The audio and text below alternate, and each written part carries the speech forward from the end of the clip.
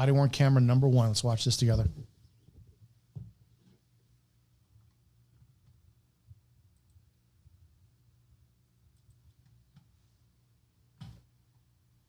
If this is, I don't know if there's audio just yet, because the body-worn cameras, depend on what they are, they either have a 30-second or a minute buffer, which means it will record cycling over and over and over again, a minute or 30 seconds, depending upon the settings.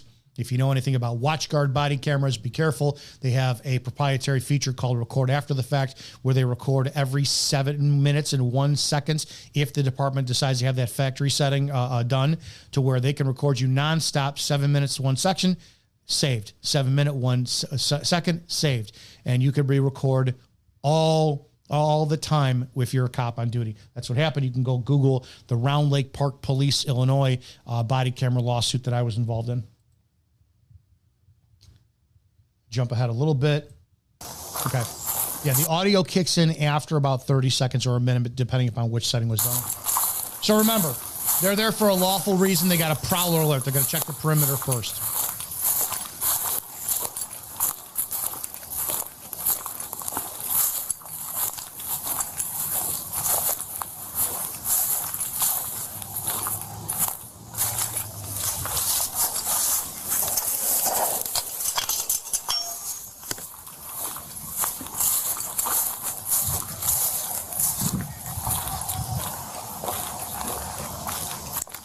Oh, you got shitty flashlight discipline. If you're a prowler and you're walking around like that, they're going to know where you're at. What are you going to do?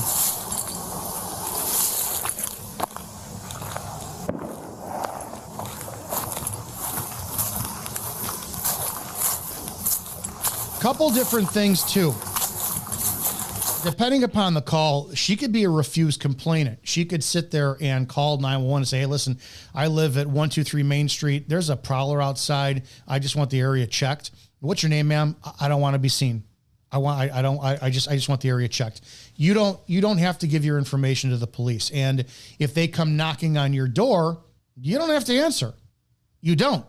You can report, hey, there's somebody, unless you want to for your peace of mind. And I really don't see, well, I'm starting to sit there and skew my views, especially considering the fact that we have such a shit quality of police officers on the street. I worry that you could be innocently calling 911 saying, I got a prowler on the street, and then the cops all of a sudden decide they want to snoop around your place to see what kind of drug paraphernalia you have out and then arrest you for shit or dig for shit.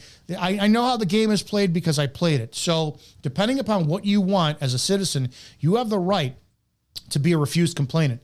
Hey, I just saw this on the street. What's your name? I'm just refused complainant. Sorry, but I'm not looking for a callback. And just, that's what it is. There's nothing illegal about refusing to give your information, as far as I'm aware. If I'm wrong, please comment in the comment section, to the dispatchers, or to not open the door when the cops come to your residence.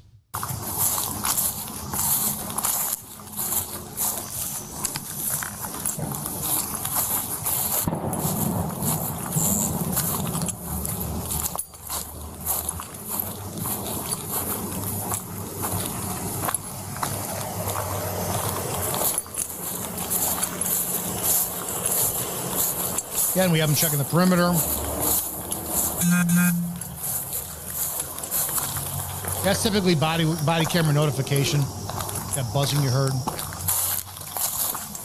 In these areas too, these areas in Illinois, this is kind of like the town that I worked in. You really don't have sidewalks. You have low light conditions because there's not a lot of street lights out there. Yeah, you get people, for the most part, whenever we had prowlers walking around, they were one of two things. Kids who were trying to play like vehicle bingo or vehicle lotto, which is they would go and see who left their cars unlocked and then open them up and then go and rummage through for loose change and shit. Or you'd have drunks walking around because there's nothing to do. And in these, there's no central air in these units. And a lot of times they're overcrowded and it's a poverty area. So what is there to do in the summertime, July 6th, when it's hot out and it's humid at night? You don't have any AC. Well, you get drunk and you go wander and stumble in people's front yards. It happens quite a bit.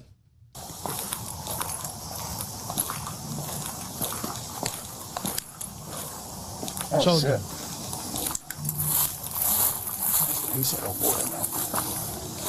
I don't know what he was shitting about.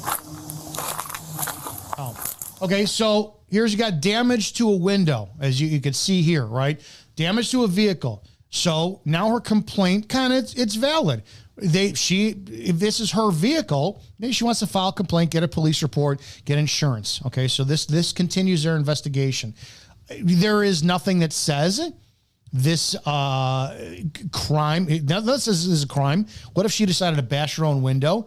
What if this happened on the road and something, I don't know, truck dropped a rock off of it? But it actually just, it aligns with what she says. Hey, 911, I hear somebody outside. This aligns with what they said to at least have the cops continue their investigation, search the area, get more information from her, anything that will help them if she wants, because she has every right to say, oh, somebody broke my window. I don't care. It was John, my ex-boyfriend, whatever it is. So we'll continue.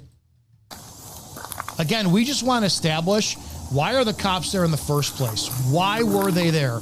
They have every lawful right to be there. This potentially could now be a criminal investigation.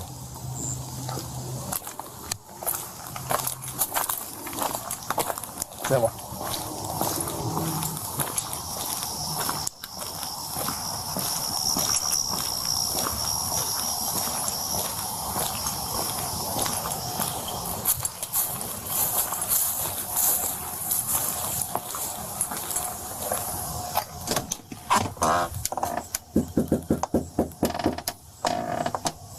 Standard making contact after they wound up checking the area. I don't see anything other than the broken window.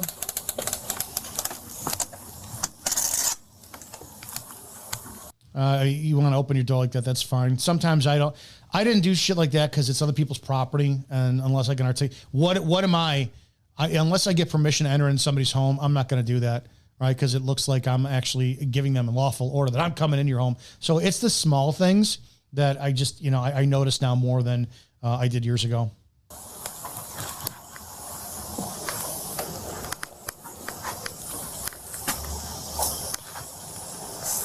There's a partner coming up.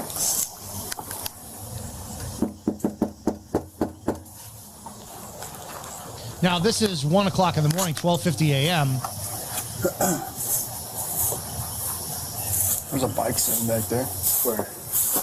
On the back door. I don't know if it's hers, but I'll tap it. Now, yeah, that's what people do. I'll never forget my first experience on Midnights. It was my very first night. I wrote about it in my book, Before the Badge, Everything You Need to Know Before You Become a Cop. It's available at Words Matter Publishing, Amazon, and BarnesandNoble.com. I fainted after a big brawl.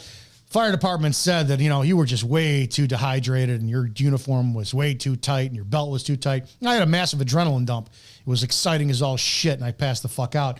But what happened was one of the cops went up to the door we were at, and she started kicking the door at midnight. It was like 1 o'clock in the morning. She's kicking the door. I'm like, well, we don't knock, we kick. It was insane. So it just, you could pound the door, but if she's not answering, again, I'm torn on this kind of shit because a lot of times citizens just don't want to be seen. And why are we going to harass them like that? Again, remember, I'm pro cop, but I'm also anti-asshole cop. And I'm just looking for shit that annoys me right now. Search warrant.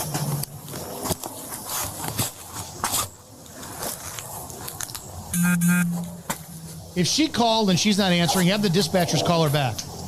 Dispatch, call back the complainant, let her know that that's us at the front door. Yep. I think they just said it right there. They just said, they just talked about the 319 contact list and 319 contact list and someone threw a break to it. Someone did a break. So I think it sounds like they want dispatch to call the complainant back and say, hey. You want to try and call her 17 back here and let her know we're out front. See, there you go. Good job. Common sense. Yes, that's set up good.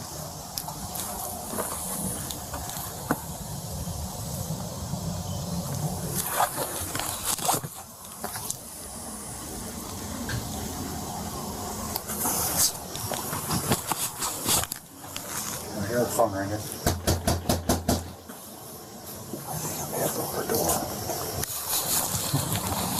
Now, how many times are you going to knock? Just for future reference, but how many times are you going to knock before they don't answer? They don't answer, fine. If it's a refused complainant, great. You didn't see anybody out walking that way, did you? No, not when I came in. I didn't see anybody that way.